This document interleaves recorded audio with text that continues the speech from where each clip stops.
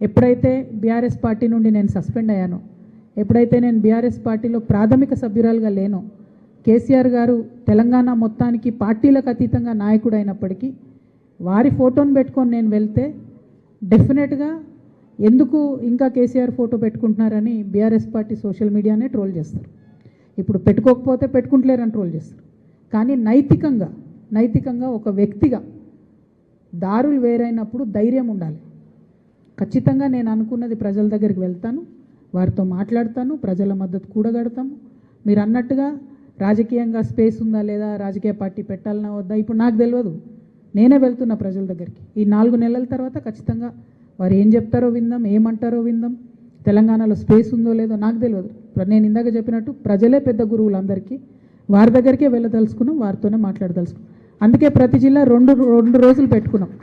2 రోజుల్లో అనేక మందిని కలిసేటటువంటి ఆస్కారం ఉంటుంది. ఎవ్రీ క్రాస్ సెక్షన్ కలిసేటటువంటి ఆస్కారం ఉంటుంది. కాబట్టి ఈ ప్రయత్నం చేస్తూ ఉన్నాం. ఈ ప్రయత్నంలో ప్రతి జిల్లాలో మీడియా మిత్రులను కూడా కలుస్తాం. సో వారి దగ్గర నుంచి అందరికన్నా ఎక్కువ ఇన్పుట్స్ ఉంటాయి, అన్ని సెక్షన్స్తో మాట్లాడుతూ ఉంటారు. కాబట్టి కలవనటువంటి వారే ఉండరు, అందరినీ కలుస్తాం. ఒక సమగ్రమైనటువంటి అండర్స్టాండింగ్ ఆఫ్ తెలంగాణ కోసమే ఈ యాత్ర చేపడతా ఉన్నాం.